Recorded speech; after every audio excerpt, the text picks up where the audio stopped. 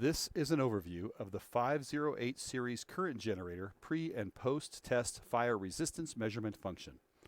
To set up your instrument for this test, you must have a load connected to the output on the rear panel. The interlock must be defeated with a 50 ohm load.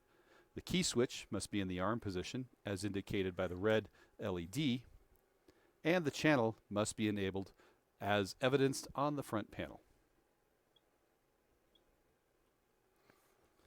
To access the pre- and post-test functions, press the yellow function button followed by the channel button. Enable the pre-test by pressing the up arrow. The display will show that the test is enabled, and it will show the resistance measurement of the last pre-test performed. It will show 0 ohms if the unit has had default settings recalled. You can access the test parameters by pressing the function and channel button again.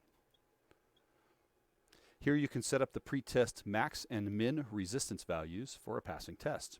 You can also choose how much current to use for the pre-test. You can select from 3 to 100 milliamps. As a safety precaution, we have designed the unit such that the test current is separate from the actual output current.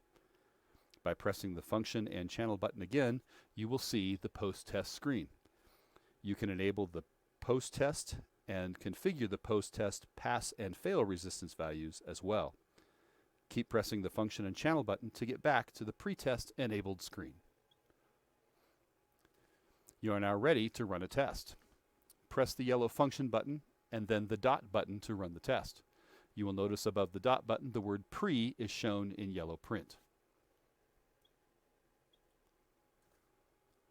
You will hear the test relays open and close, and then the measured resistance value of the load will be displayed on the screen.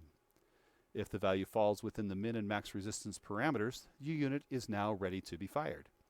If either or both pre- and post-tests are enabled, you will not be able to fire the unit again until you have run successful pre- and or post-tests. If you try to fire the unit without running any enabled tests, you will see an error message on the screen, and the resistor fault and ground fault LEDs will flash. If you have any other further questions about this or other functions of the 508, please feel free to contact Berkeley Nucleonics. Thanks for watching.